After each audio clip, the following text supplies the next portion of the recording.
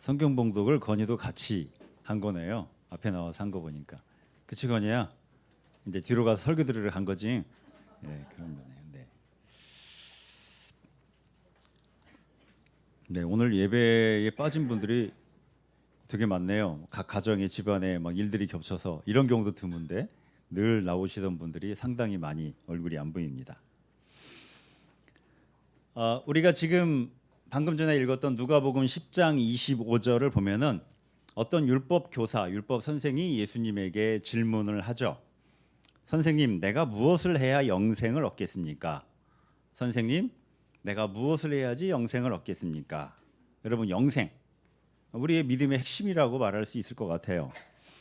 보통 이제 영생하면 우리가 죽은 다음에 뭐 천국 간다, 죽은 다음에 얻어지는 것 이렇게 여기는데 성경 속에서 영생은 우리가 이 세상을 살아갈 때도 하나님의 선물로 주어지는 우리가 삶을 온전히 살아가도록 하는 하나님의 본질적인 능력, 힘이라고 이야기를 할 수 있어요.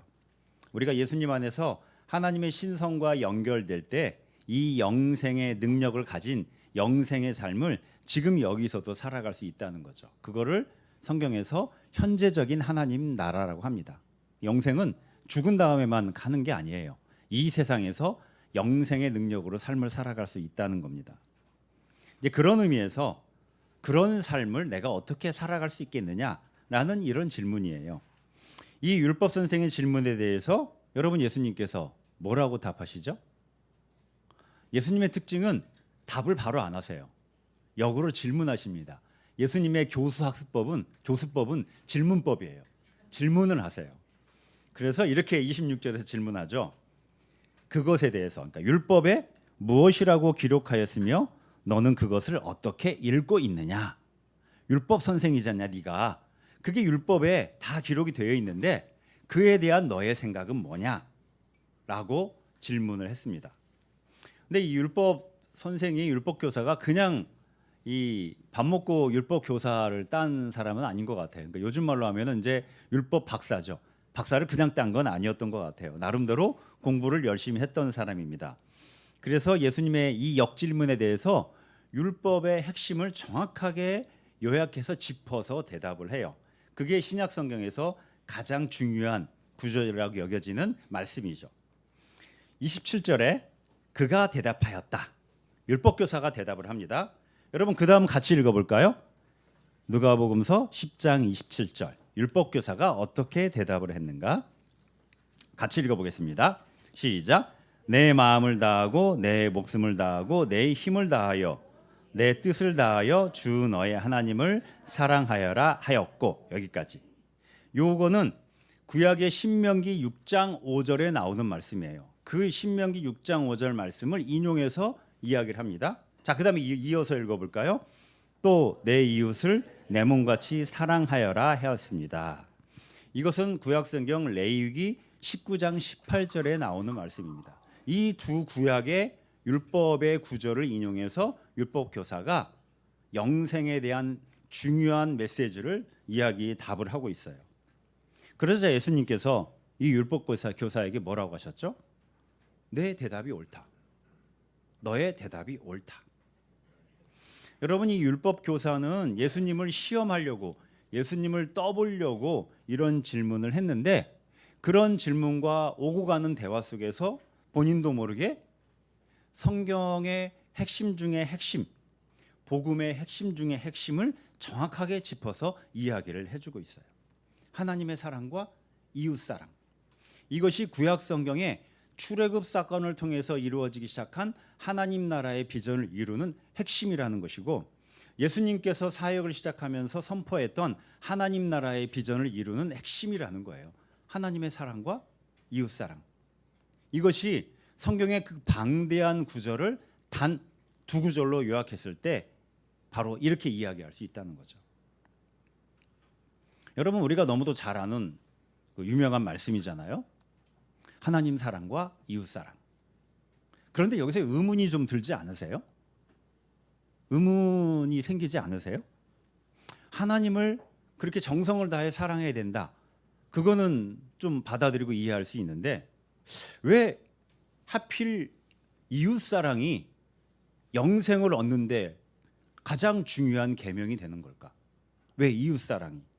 왜 이웃사랑이 성경의 율법의 핵심이 되는 걸까? 사실 다른 소중한 가치나 덕목도 여러 가지가 있잖아요. 근데 왜 이웃사랑일까? 예를 들어서 가족사랑, 그렇잖아요? 뭐 나라사랑, 또는 내 자신이 성숙하고 내 자신이 변화되고 내 자신이 더욱더 성화되는 것, 이런 것들도 아주 소중한 가치이고 덕목이잖아요. 근데 왜 구태여 이웃사랑이라고 했을까? 오늘 출애굽기 본문을 보면은 10계명 중에 뒷부분 6번째 계명에서 10번째 계명까지의 내용이에요.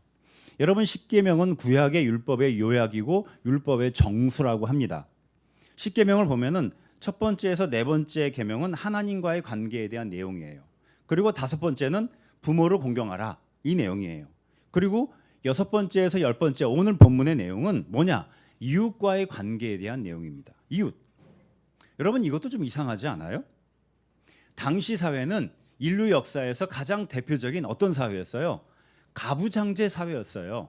아버지 가부장을 중심으로 해서 가족을 이룬 그 가족이 그 사회와 한 인간의 삶의 가장 기초적인 단위였고 가장 중요한 단위였습니다. 그러면은 10계명, 하나님의 백성, 하나님의 사람으로 어떻게 살아야 되는지에 대한 요약이라고 하면은 실제적인 부분에서는 뭐가 제일 많이 들어가야 되겠어요? 가족에 대한 이야기가 더 많이 언급되어야 될 것 같아요. 그게 상식이에요. 근데 가족에 대한 이야기는 딱 하나만 나와요. 내 부모를 공경하라. 그리고 나머지는 다 이웃과의 관계입니다. 이웃과의 관계, 이웃사랑이 물론 중요하긴 하지만 오늘 기도에 나온 것처럼 이웃사랑이 중요한 덕목이죠. 근데 그 정도로 중요할까? 어떻게 생각하세요? 오늘 로마서의 말씀도 그렇게 말하죠. 남을 사랑하는 사람은 율법을 다 이룬 것이다. 여기서 남은 이웃이에요. 정확하게 이웃. 이웃을 사랑하는 사람은 율법, 하나님의 말씀을 다 이룬 것이라고 선언해요. 또 성경의 모든 계명, 성경의 모든 말씀은 너의 이웃을 너의 몸과 같이 사랑하여라 라는 말씀에 요약되어 있다. 그거면 다 된다. 이렇게 확언을 합니다. 여러분, 이거를 우리가 너무 당위적으로 받아들이는데 가만히 생각해 보면은 이웃사랑이 그토록 중요한가? 여러분, 그러면 그 말씀을 가지고 그걸 당위적으로 받아들이고 영생을 어떻게 해야 얻을 수 있습니까? 이웃을 사랑해라 네 몸처럼, 이거잖아요. 그럼 내 자신을 한번 돌아보자고요. 나의 일상과 나의 삶은 어떤가? 이 말씀을 가지고. 여러분, 가족사랑과 이웃사랑, 우리는 어디에 더 무게가 실린 삶을 살아가고 있을까요? 가족사랑이죠. 단연 압도적으로 가족사랑에 무게가 실려 있는 삶을 살아가고 있어요. 근데 성경은 이웃사랑이 율법의 완성이고 영생의 길이라고 확언합니다.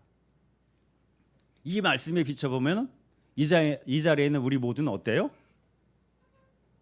말씀대로 살지 못하는 거예요. 성경대로 살지 못하는 겁니다. 제대로 살지 못하고 있는 거예요. 율법 교사의 질문에 따르면은 영생의 삶을 살지 못하고 있는 거예요. 교회에 와서 예배를 드리는데 영생의 삶을 살지 못하는 겁니다. 여러분, 성경은 또 왜 예수님은 이웃사랑이라는 덕목을 이토록 강조하고 계시는 걸까요?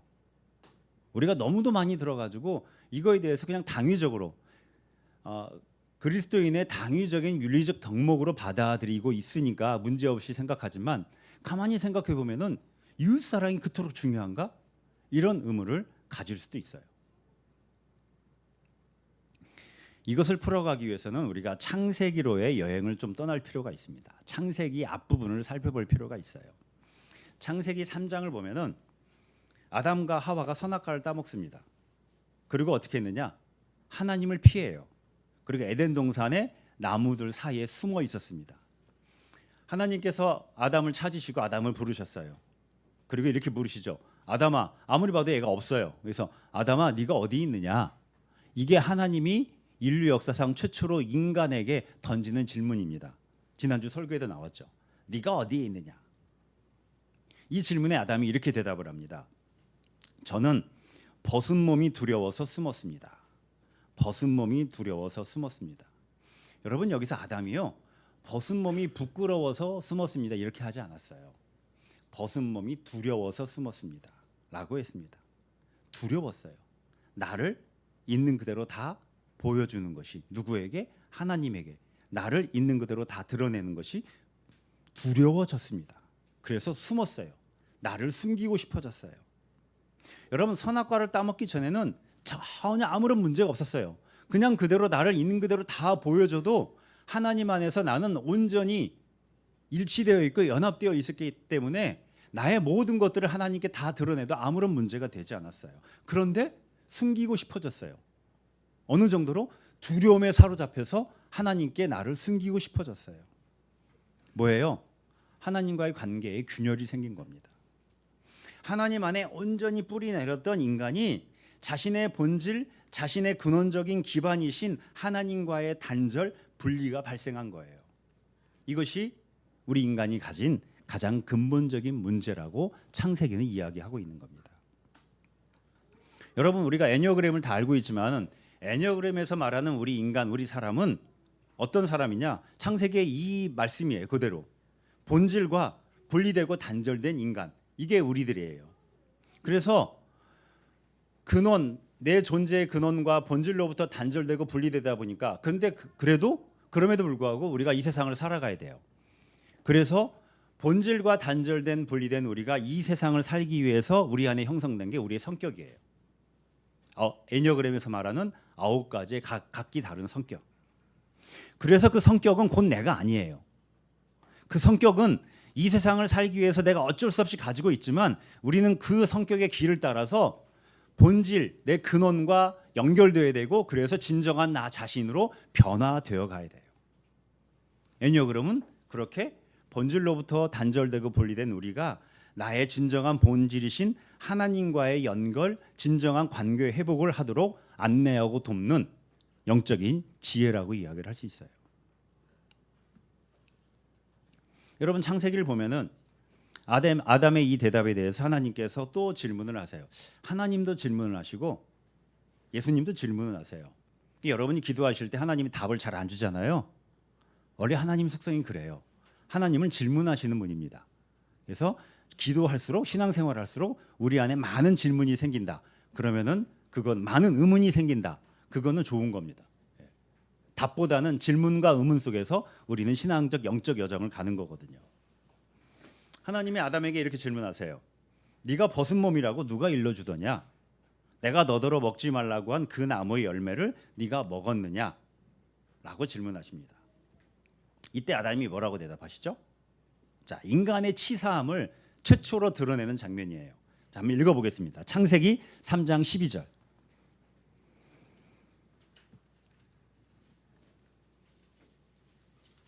여러분 우리 인간성의 속성에 치사함이 있어요. 관계 치사함. 이게 내가 뭐 잘못된 게 아니라 아담 때부터 우리 안에 생긴 겁니다. 창세기 3장 12절. 네, 같이 읽겠습니다. 시작. 그 남자는 핑계를 대었다. 하나님께서 저와 함께 살라고 짝지어 주신 여자, 그 여자가 그 나무의 열매를 저에게 주기에 제가 그것을 먹었습니다. 내 책임입니다. 이러지 않죠? 뭐라 그래요? 예, 저 여자 때문에, 쟤 때문에요. 제가. 저는 가만히 있었는데 하나님이 저한테 짝이라고 지어주신 저 여자, 저 사람이 저한테 꼬드겼어요. 그래서 저도 어떻게 하다 보니까 먹게 됐습니다. 라는 거죠. 책임 전가. 치사하죠? 우리 인류의 조상이 치사한 인간이에요. 여러분 2장 23절을 보면은 그 남자가 그 여자를 처음 만났을 때 이렇게 말하죠. 이제야 나타났구나. 이 사람. 뼈도 나의 뼈, 살도 나의 살. 남자에게서 나왔으니 여자라고 부를 것이다. 처음으로 나 혼자인 줄 알았는데 같은 인간을 만났어요. 그랬더니 왜 이제 나타났니? 이제 나타났구나. 나의 뼈이자 나의 살인 이 사람아 하고 그렇게 화나고 감탄하고 사랑을 말했던 이 남자, 이 사람이 제 때문이에요. 제가 꼬드겨서 그랬어요. 여러분 그래서 우리가 살면서 부부간에, 친구간에, 형제간에 진짜 치사하다. 연우하고 서우가 오빠는 이렇게 치사해? 연우가 너 이렇게 치사해? 그잖아요. 그게 다 조상이신 아담의 유전자 때문이에요. 내가 그렇게 크게 나쁜 놈이 아니라 그냥 유전자가 우리 안에 그 치사함이 있는 거예요. 여러분 여기서 아담에게서 나왔으니 여자라고 부를 것이다. 이거는요. 사람에게서 나왔으니 사람이라고 부를 것이다 번역해도 돼요. 왜냐하면 아담은 남자이자 사람이고요. 하와는 사람이라는 단어의 여성형이에요. 그래서 사람이기도 하고 남자이기도 하고 여자이기도 해요. 다른 말로 하면은 사람과 사람인데 각자의 특성을 가지고 있는 사람이라는 거예요. 각자 개성을 가지고 있는 사람이라는 거죠. 근데 그 사람이 누구에게서 나왔어요? 사람에게서 나왔어요. 뭐예요? 서로가 연결되어 있다는 거예요. 서로가 이어져 있다는 거죠. 하나님이 창조하셨던 우리 인간은 원래 어떤 존재냐? 각자의 모습이 다르듯 서로의 개성과 서로의 특별성과 서로의 다른 모습을 가지고 있어요. 그걸 가지고 독자적으로 있는 것이 아니라 깊이 서로 연결된 존재라는 겁니다. 그런 관계 속에 살아가도록 창조된 존재가 우리 인간이라는 거예요. 그런데 그 관계에 균열이 생겼어요. 분리가 일어났습니다. 관계가 깨져버렸어요. 분리 분열의 존재. 이게 선악과 사건 이후의 우리 인간의 모습입니다. 하나님이 이번에는 하와한테 질문하시죠. 야, 그럼 너는 어쩌다가, 아담이 너한테 이렇게 이야기하는데 너는 어쩌다가 이런 일을 저질렀느냐? 하와의 대답은 어떤 것이었죠? 하와도 비슷하죠. 하와는 누구에게 핑계를 댑니까? 예, 뱀한테. 제가요, 생긴 것도 이상하게 생긴 저 흉측하게 생긴 다리 없는 저 뱀, 제가 저를 꿰어서 제가 먹었습니다. 뱀한테 책임을 전가하죠. 누구하고 균열, 관계 깨짐이 생길까요? 자연과의 균열, 창조 세계와의 관계 깨짐이 일어납니다. 하나님과의 관계가 깨졌어요. 하나님과의 존재의 분리가 생겼습니다. 그랬더니 바로 이어서 사람과 사람, 사람과 자연의 관계도 깨지고 분리가 일어나고 분열이 일어났어요. 창세기 여러분, 창세기 2장, 3장, 4장에서 이야기하는 이 원초적인 태초의 인간의 모습이 우리 인간이 가지고 있는 가장 원초적이고 근본적인 아픔이고 상처이고 고통이에요. 이것을 교회는 보통 원죄라고 이야기합니다. 원죄. 여러분, 원죄는요, 관계의 존재론적인 분리, 이것을 의미해요. 한번 따라해 보실까요? 관계의 존재론적 분리. 원죄는 우리가 무슨 비윤리적이고 비도덕적이고 반도덕적인 사람들이라는 그런 의미가 아니에요. 우리가 알고 있는 도덕과 윤리와 상관이 없어요. 관계적인 의미입니다. 하나님 안에서 깊이 연결되어 있던 우리가 하나님과 단절됐어요. 그랬더니 서로가 서로에게 단절돼요. 분리돼 버렸어요. 이 상태, 분리되고 분열되어 있는 상태, 이것이 원죄의 진정한 의미라는 거예요. 이것이 우리 인간들의 가장 큰 비극입니다. 아담과 하와한테는 두 아들이 있었죠. 가인과 아벨. 가인과 아벨의 사건, 형 가인이 동생 아벨을 죽입니다. 이 가인과 아벨의 사건은 우리 인간이 가지고 있는 이 관계의 분리, 관계의 분열이 어떤 비극을 보여주는지를 단적으로 상징적으로 드러내주고 있어요. 여러분, 창세기 4장 6절을 같이 읽어볼까요? 창세기 4장 6절.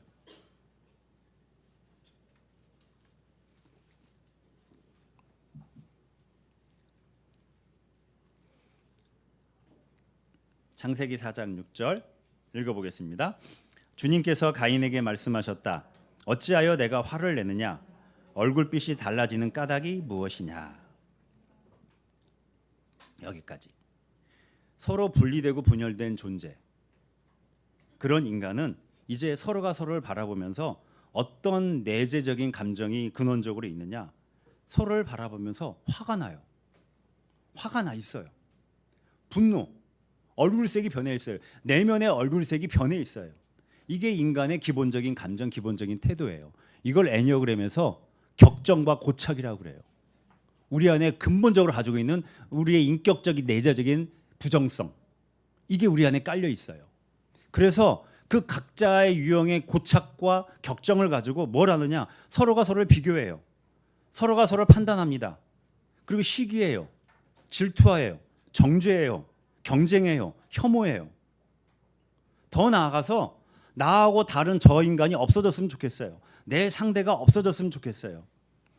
너만 없으면은, 네가 없으면은 내가 더 많이 가질 텐데, 네가 없으면은 내가 더 많은 사랑을 받을 텐데, 네가 없으면 내가 더 많이 인정받을 텐데, 네가 없으면 내가 더 안전할 텐데. 여러분, 사기라는 게 있죠. 사기를 친다. 왜 인간이 인간에게 사기를 칠까요?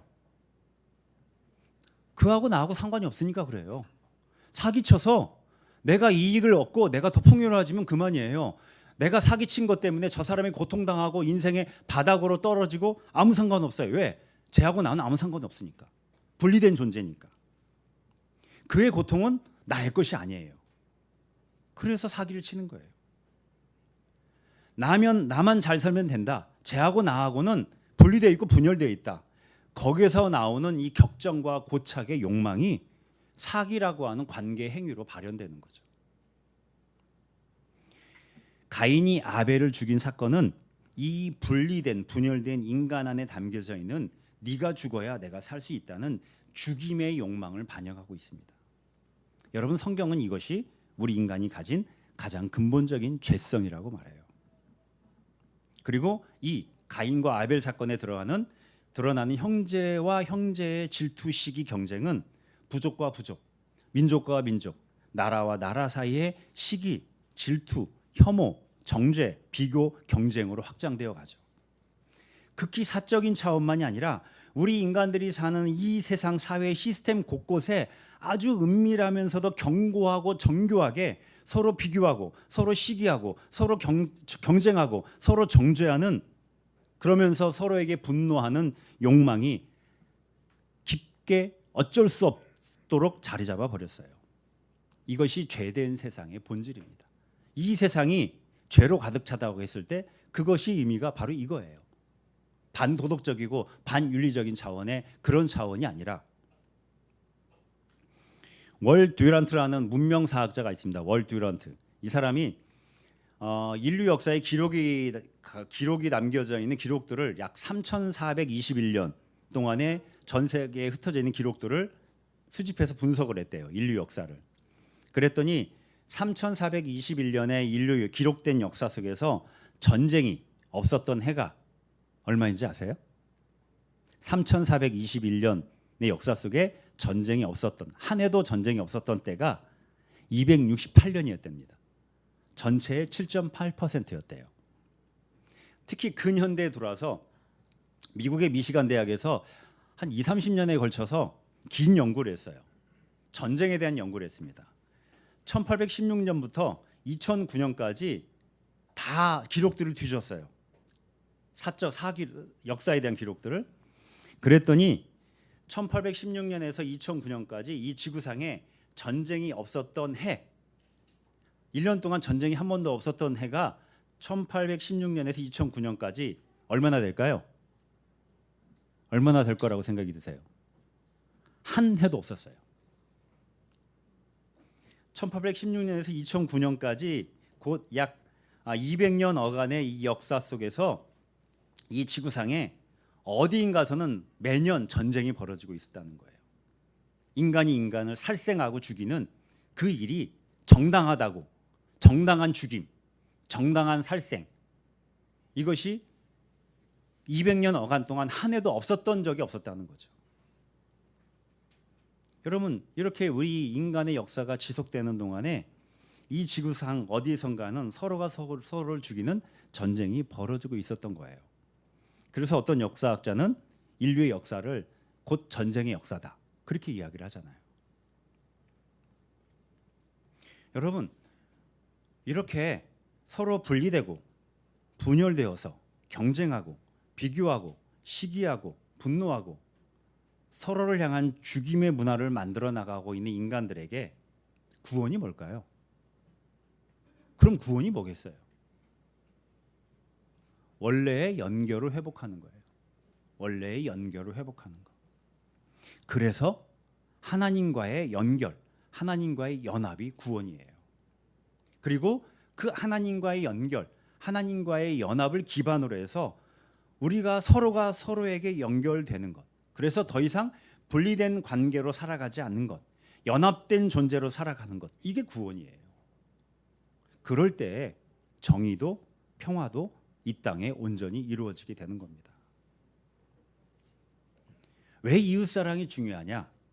이웃사랑은 바로 이 구원으로서의 연결 연합의 가장 중요한 시금석이 되기 때문입니다. 이웃사랑은 우리의 구원에 대한 대표적인 상징이고 표지예요. 이웃사랑을 실천함으로 구원을 이루는 것은 아닐 수 있지만 이웃사랑은 우리가 구원받은 존재라는 것을, 영생의 존재라는 것을 가장 명확히 드러내는 표징이라는 겁니다. 그럼 가족이나 나라는 안 되나? 이웃사랑 말고 가족사랑, 나라사랑, 이것도 표징이 될 수 있잖아. 그렇죠. 근데 한번 생각해 보세요. 여러분, 가족과 국가는 그 경계가 어때요? 명확합니다. 묘하지 않아요.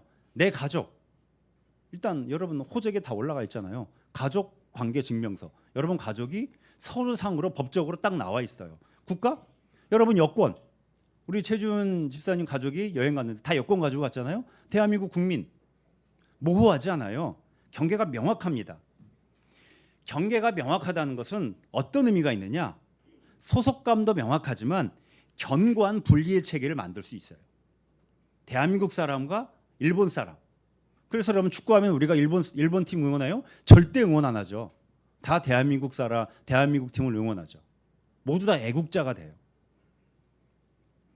가족과 국가는 뭐로 바로 쉽게 이어지느냐? 나의 확장으로 이어져요. 확대된 나로 아주 쉽게 이어질 수 있습니다. 그래서 자기 중심주의는 가족 중심주의, 국가 중심주의로 너무도 쉽게 연결돼요. 인간의 원초적인 죄성은 가장 기반은 자기 중심주의예요. 아담이 하와에게 책임을 전가하고 나만 살면 되는 거죠. 자기 중심주의. 이게 가족 중심주의로 금방 연결돼 갑니다. 국가 중심주의로 금방 옮겨가요. 여러분, 이기주의, 가족 이기주의, 국가 이기주의로 너무 쉽게 연결돼요. 그래서 전쟁이 벌어지는 거예요. 지금 우리가 이 지구상에 목격하고 있는 가장 큰 비극이 이스라엘과 하마스의 전쟁이죠. 지난 한 달간 하마스가 먼저 공격을 한 다음에 이스라엘이 보복을 하기 시작했습니다. 그래서 이스라엘의 공격으로 그 가자 지구에 살고 있는 팔레스타인 사람들이 한 달 동안이에요. 한 달 동안 10,000명이 넘는 사람이 죽임을 당했어요. 그중에 어린이가 4,000명이 넘어요. 여러분, 4,000명의 숫자. 여기 우리 어린이들이 몇 명 있어요? 이런 어린이들 4,000명이 한 달 사이에 목숨을 잃었어요. 폭탄에 맞아서. 얼마 전에 제가 뉴스를 보니까 그 가자 지구에 한 교회가 있습니다. 역사가 무려 1500년 된 교회예요. 1500년 된 동방 정교회입니다. 거기서 세례식이 열렸어요. 유아 세례식.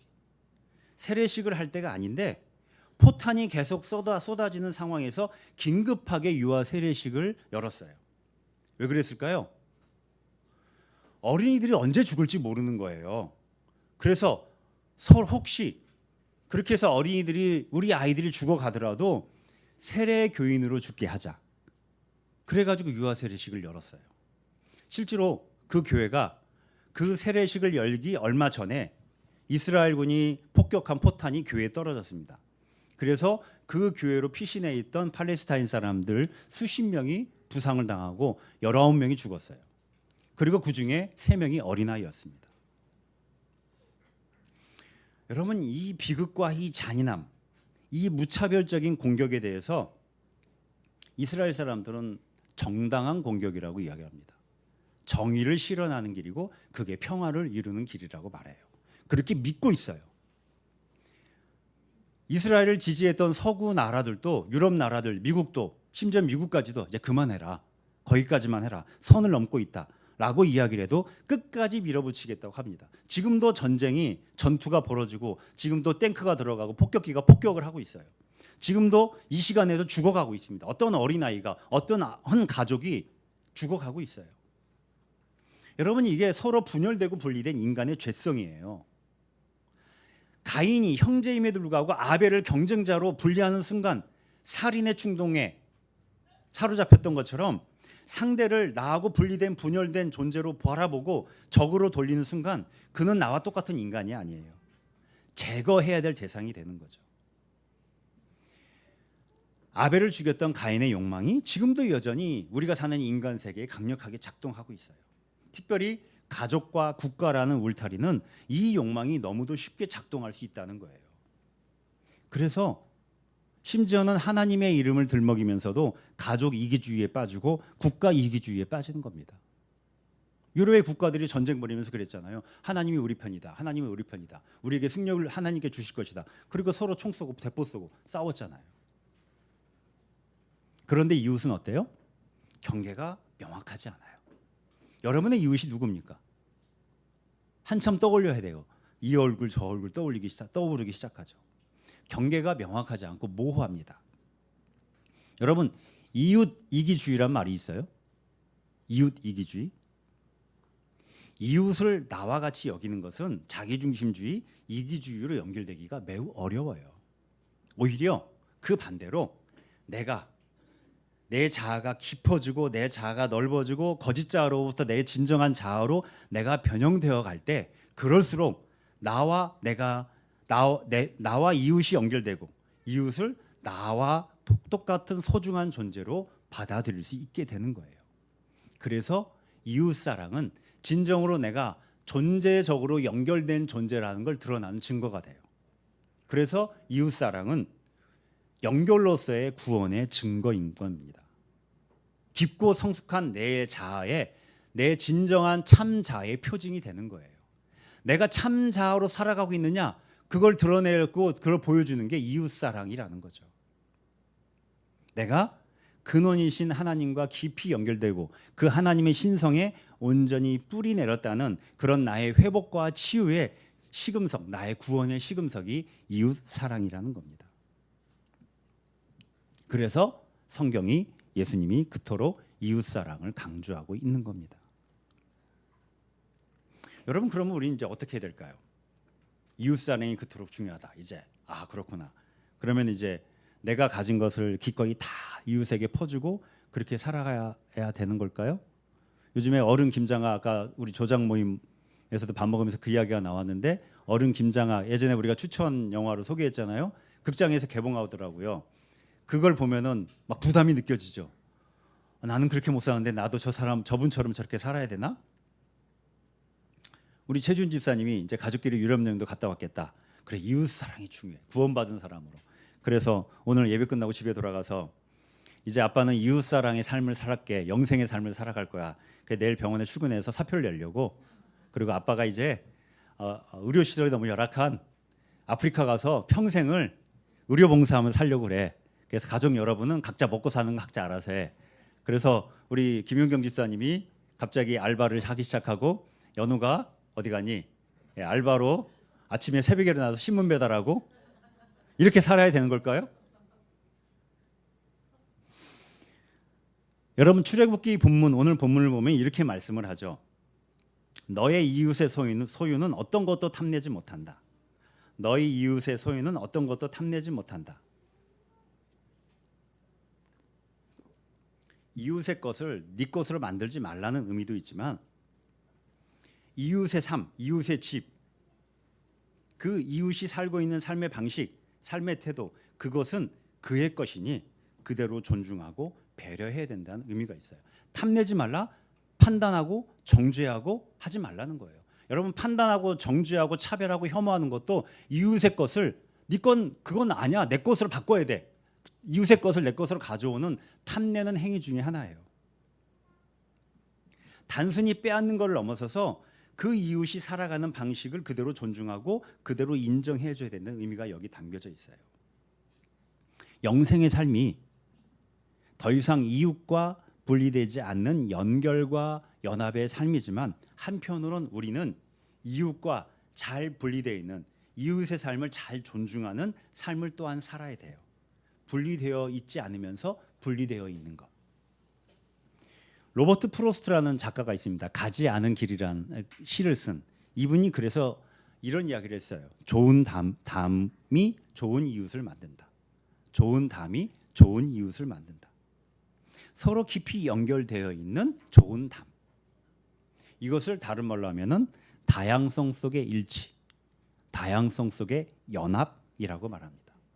서로 각자 가지고 있는 다양함, 서로 가지고 있는 특별함을 있는 그대로 존중하고 받아들이는 거예요. 그러면서도 우리는 본질적으로 분리되어 있지 않다는 것을, 서로 깊이 연결되어 있다는 것을, 하나님 안에서 궁극적으로 연합되어 있는 존재라는 것을 받아들이고 그 시각과 그 관점과 그 태도로 살아가는 거죠.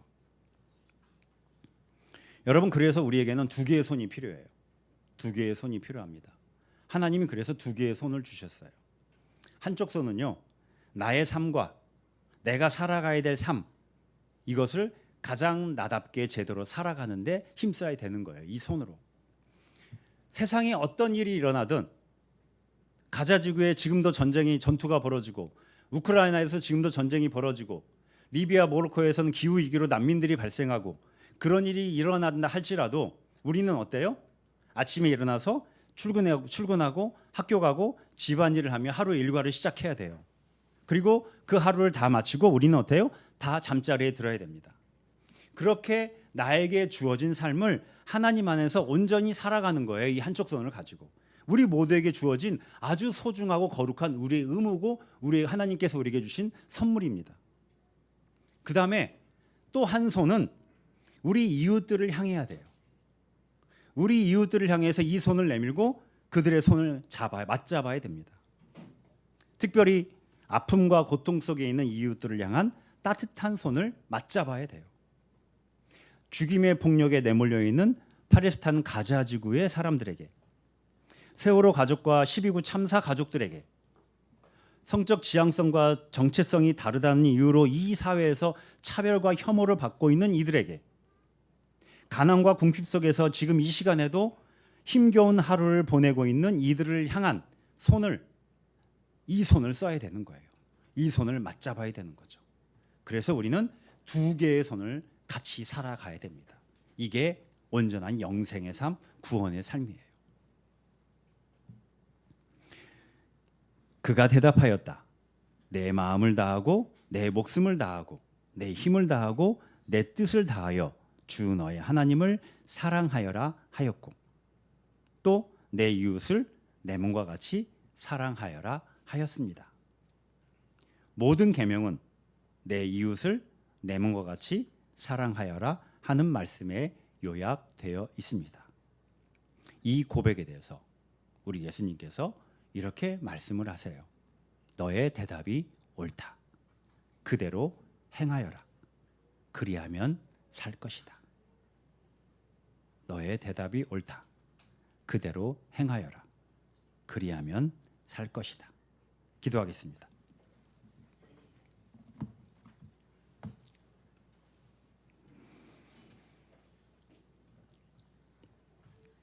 하나님 안에 온전히 연결된 존재, 그래서 구원받았다고 감히 고백하는 우리, 그렇게 하나님과의 연결된 그 하나님의 능력을 통해서 우리는 서로가 연결되어 있고 이 자연과도 깊이 근원적으로 연결되어 있음을 고백합니다.